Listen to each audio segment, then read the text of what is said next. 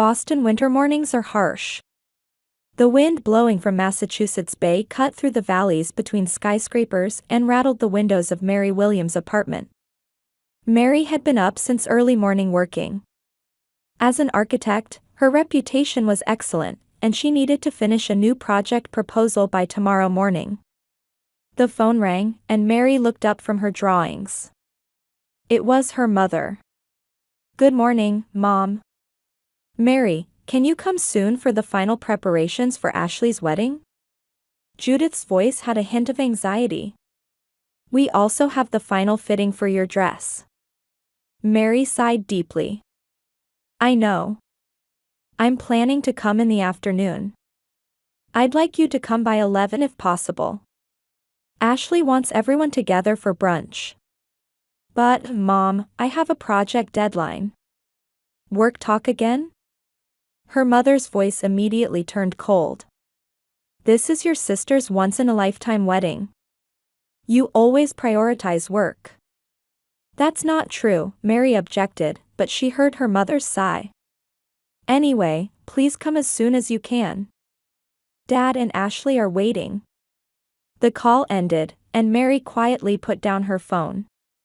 Looking out the window, she remembered how since her teenage years, she had worked part-time at fast food restaurants to help with family expenses and earned money for her architecture studies. Meanwhile, her sister Ashley had received full financial support from her parents, attended a prestigious university, and now worked as a manager at a luxury boutique. A new message arrived on Mary's phone. It was from Ashley. "Mary, don't be late today.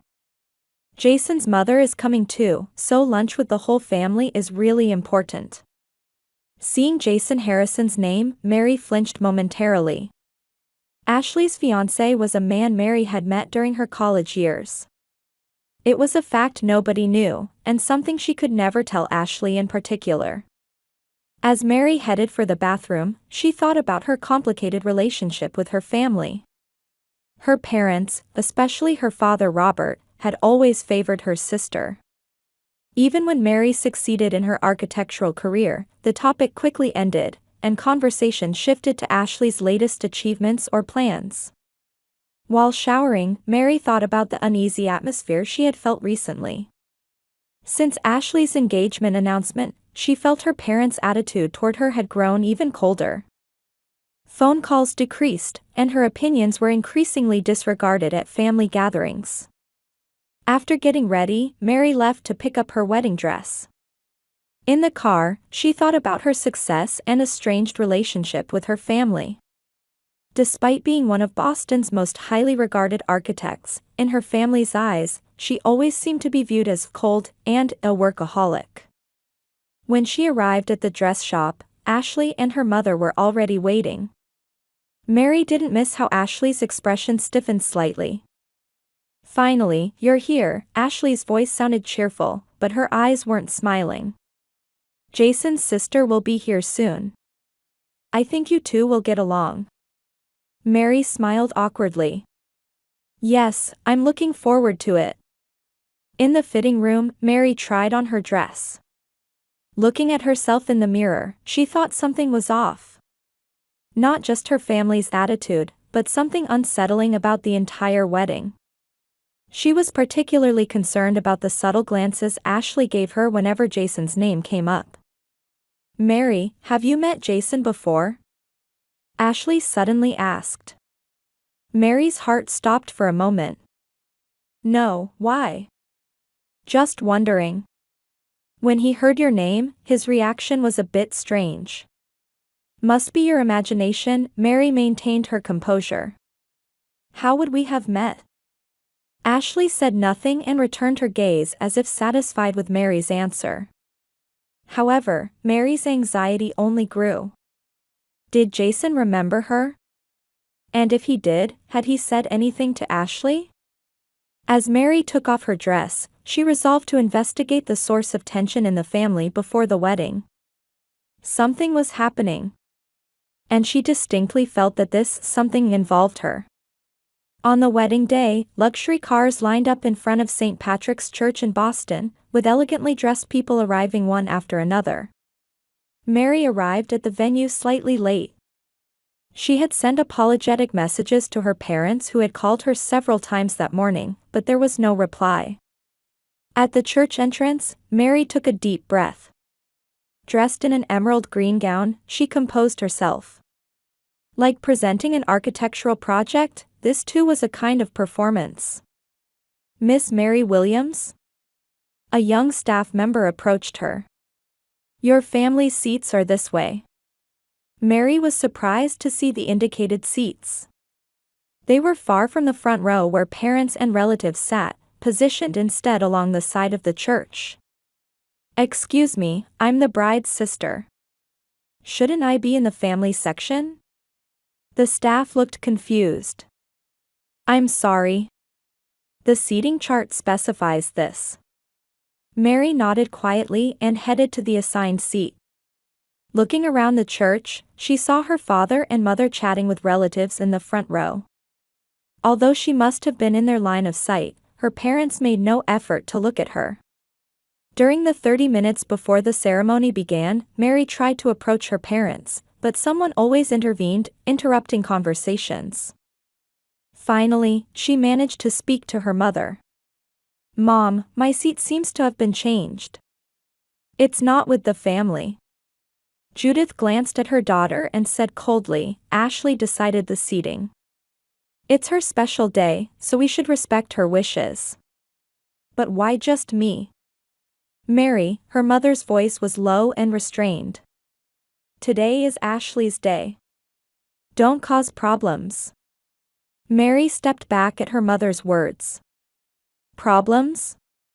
Was she suggesting that Mary had caused some kind of trouble? "I'd like to greet Ashley." "Where is she?" Mary asked. "She's very busy now," her mother answered without meeting her eyes. "There's so much to prepare before the ceremony begins." Robert, her father, approached. His expression hardened subtly when he saw Mary. "Robert, Mary wants to greet Ashley," Judith told her husband. "That's not possible now," Robert's voice was colder than usual. "Ashley is busy with preparations. Besides..." He broke off. "Besides what?" Mary prompted. "Nothing," her father said.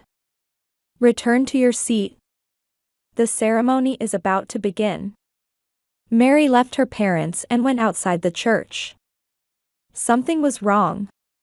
She took out her cell phone and sent a message to Ashley. "Are you in the dressing room? I'd like to say hello." The reply came immediately, "I'm busy now." After the ceremony, Mary sighed. Outside the church, she happened to meet Mike, Jason's best friend.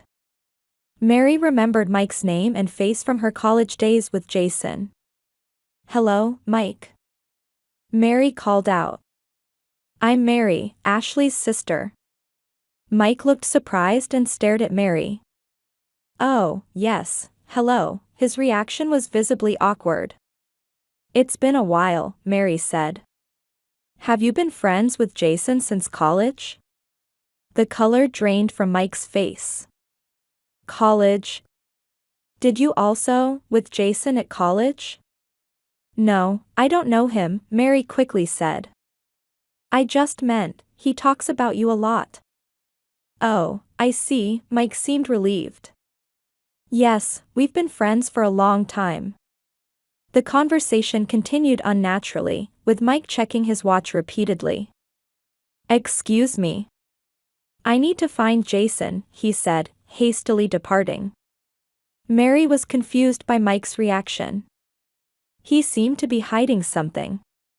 As she walked back toward the church, she overheard Jason and Mike's voices from behind a small terrace. "Did you talk to her?"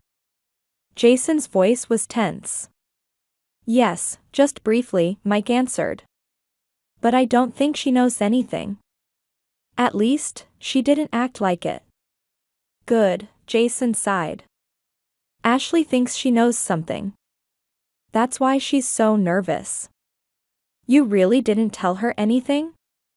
Mike asked. "About college?" Of course not, Jason's voice rose slightly. If I did, everything would be ruined. But she might find out someday. We'll deal with that, when it happens, Jason said. Just don't cause any trouble today. Especially, stay away from Mary.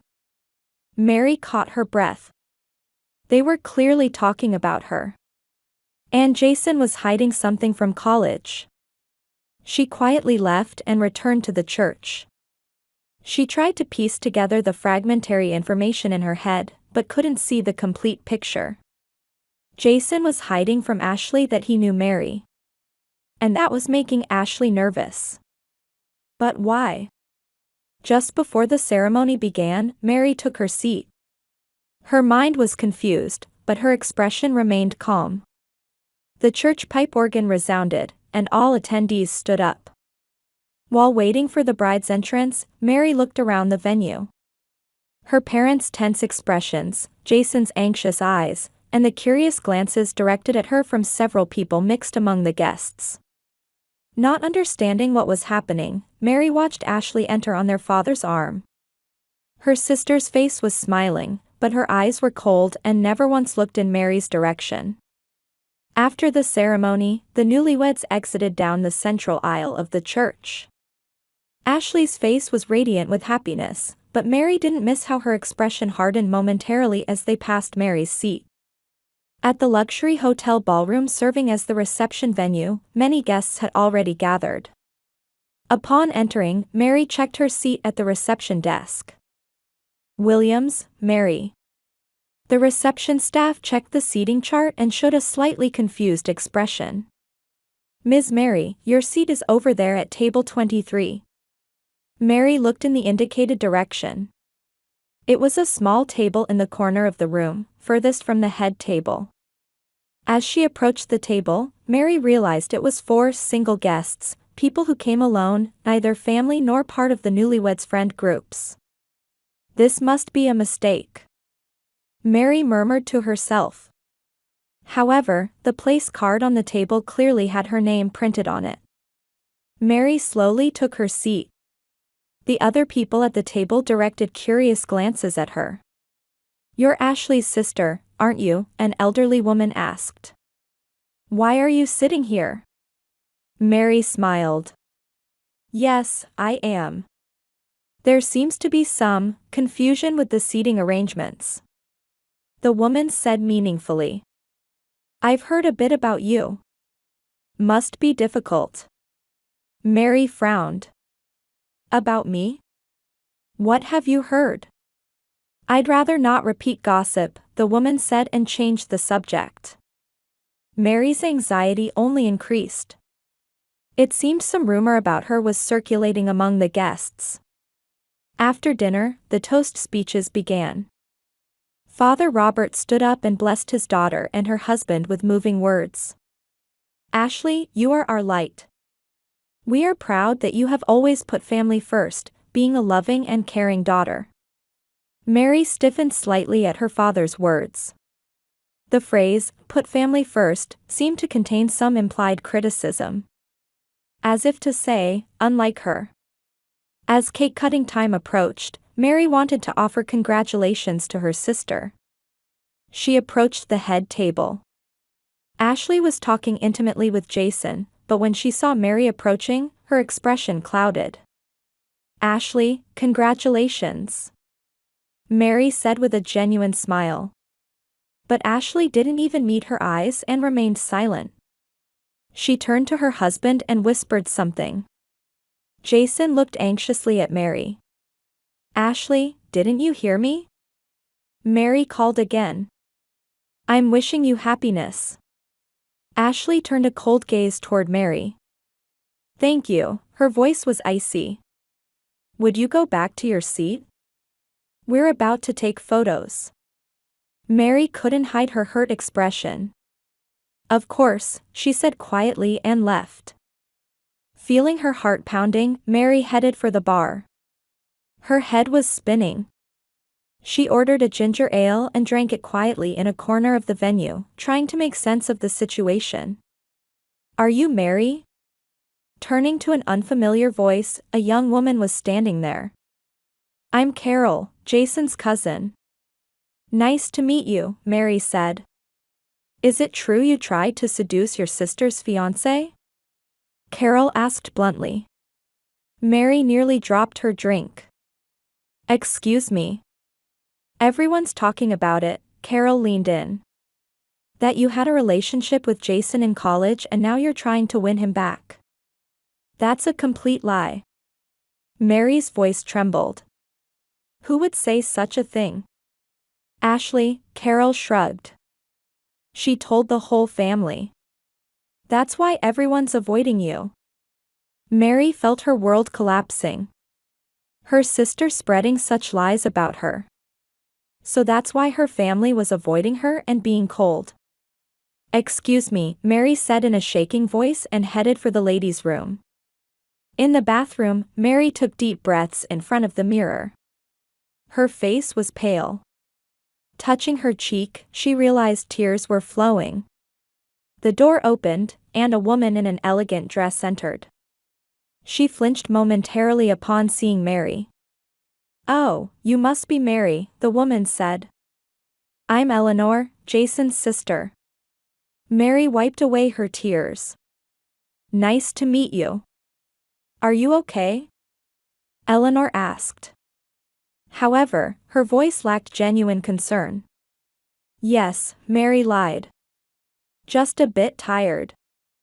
"I see," Eleanor said, beginning to touch up her makeup. "I've heard about you. That you abandoned your family and only built your career." Mary looked at her in surprise. "What?" "Ashley told us," Eleanor said coldly. "When she was young, you left home and never came back, right? Never took care of your sister." Mary trembled with anger and sadness. "That's completely untrue. I left home for college, but I came back every weekend. And..." "Fine," Eleanor waved her hand.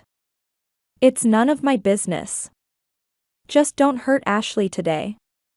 After Eleanor left, Mary entered a stall and closed the door. There, she quietly cried. Ashley was spreading complete lies. Far from abandoning her family, Mary had supported the household while attending college and dipped into her own savings to support her family when her parents lost their jobs. Ashley was able to attend a prestigious university partly because Mary covered some of the tuition. Taking out her cell phone, Mary opened an old photo. It was from college, showing her and Jason in the same classroom. They had indeed known each other, but there was no romantic relationship. It was true that Jason had shown interest in her, but Mary had avoided romance due to her family responsibilities. Everything connected. Ashley had learned about Mary and Jason's past connection and, out of jealousy, was spreading lies. And by telling her family Mary abandoned the family, she was tarnishing her reputation. Leaving the restroom, Mary's expression was filled with determination. She headed to the cloakroom and collected her coat. "Leaving already?" the cloakroom attendant asked in surprise. "Yes," Mary answered quietly. "I just remembered something I need to do." Before exiting the venue, Mary looked back one last time. At the head table, Ashley and Jason were cutting the cake, smiling for photographs. Her parents watched proudly. No one seemed to notice Mary was missing. Mary left the hotel and stepped out into the Boston streets where snow had begun to fall. She hailed a taxi and gave her apartment address. As the taxi pulled away, Mary endured the pain in her chest and thought. Her family didn't know her truth. They preferred to believe the lies. Arriving at her apartment, Mary sat alone and sorted through the truth. Her sacrifices and contributions had been ignored and distorted by her family. And now, she was completely isolated. Mary's apartment was wrapped in stillness. She poured herself a glass of wine and sank deep into her sofa. She was still wearing her dress. Outside the window, Boston's night scenery spread out, with snow continuing to fall quietly. With her cell phone on the coffee table, she was lost in thought. All the evidence to prove the truth was there: records of money transfers to her family, proof of payments for Ashley's university tuition, records of helping with her parents' mortgage payments. For the past 15 years, she had continued to support her family financially. But those facts had been painted over by Ashley's lies. Mary's cell phone began to ring. Ashley's name was displayed on the screen. She ignored the call and continued to drink her wine quietly. Next came calls from her parents. And surprisingly, from Jason too. Now they notice, Mary murmured to herself. The phone didn't stop ringing, and messages kept arriving. Mary finally picked up her cell phone and checked the messages. She read a message from Mike. "I want to apologize for what happened at the engagement party. I was drunk and talked too much about Jason's college days. I revealed that you were his first love. Now, the venue is in chaos." Mary caught her breath. Mike had revealed the truth. But that couldn't be all. The phone rang again. This time from an unknown number. "Hello?" Mary answered. "Mary." An unfamiliar woman's voice came through. "This is Eleanor, Jason's sister. We met in the restroom. What do you want?" Mary's voice was cold. "I want to apologize to you." Eleanor's voice sounded genuinely sorry. "I didn't know the truth about your contributions to your family. When my mother collapsed at the venue, Jason's friend Mike, who was drunk, started talking about various things. That you financially supported your family, especially covering Ashley's education costs, and yet Ashley was lying." "What?" Mary was surprised. "Mike also talked about college days. That Jason was crazy about you. But you turned him down because you had family responsibilities," Eleanor continued. "My mother collapsed from shock, and we wanted to know the truth. Jason admitted hiding his past from Ashley, and Ashley, she had to admit her lies too." Mary was speechless. Eleanor continued. "The venue is in chaos now. Both families are in conflict. Jason's father is furious. Ashley has broken down in tears, and your parents are unable to accept the truth. What can I do?"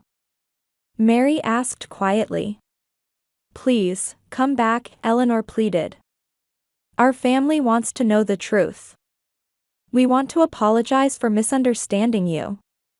Mary hung up. She turned off her cell phone and stood by the window. Emotions were swirling.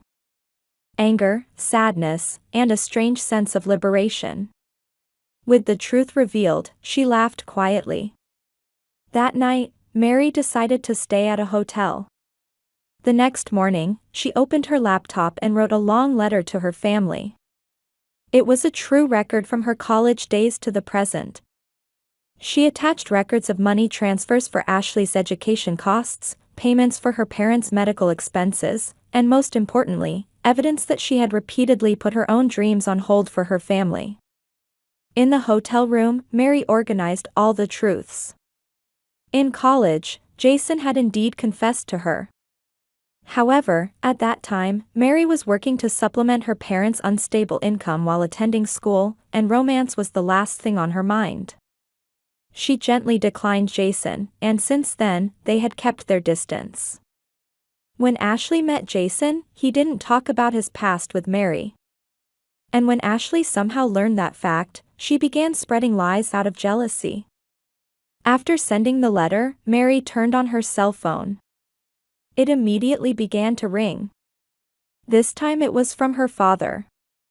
"Mary," her father's voice was trembling. "We read your letter." "And?" Mary asked calmly. "Unbelievable," her father said. "Is all this true? That you did so much for us?" "It's all true," Mary answered. "I've done my best for the family. But you always prioritized Ashley and never saw my efforts. I understand, her father's voice was filled with regret. We were blind. And we believed Ashley's words too much. How is Ashley? Mary asked. She's confused, her father answered. Her relationship with Jason is also in crisis. His family is furious knowing the truth and says they're withdrawing their blessing for the marriage. Mary sighed. I don't want revenge on Ashley. I just wanted the truth to be known. Please, Mary, her father pleaded. Won't you come back home? We need to talk, all of us. After a long silence, Mary answered, I can't right now. I need time. After hanging up, Mary thought deeply. She didn't want to hurt her family. But by telling the truth, she felt liberated herself. For years, she had sacrificed for her family, and in return, what she got was misunderstanding and coldness. Mary stepped out onto the balcony and breathed deeply in Boston's morning air. The future was uncertain. She didn't know if she could repair her relationship with her family. But one thing was certain.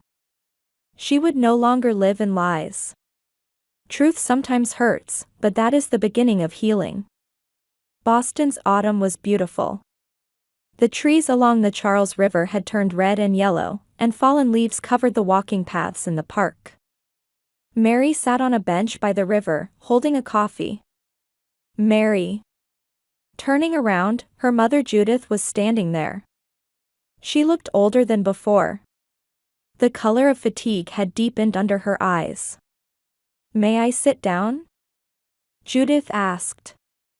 Mary nodded and indicated the space next to her on the bench. For a while, the two looked at the river without saying anything. Ashley was supposed to come today, Judith said quietly. But she hesitated at the last moment. I understand, Mary replied. Over the past 6 months, she had gradually resumed contact with her family, but she hadn't yet met Ashley directly. She's receiving counseling, Judith continued. She's beginning to understand that her actions came from jealousy and anxiety.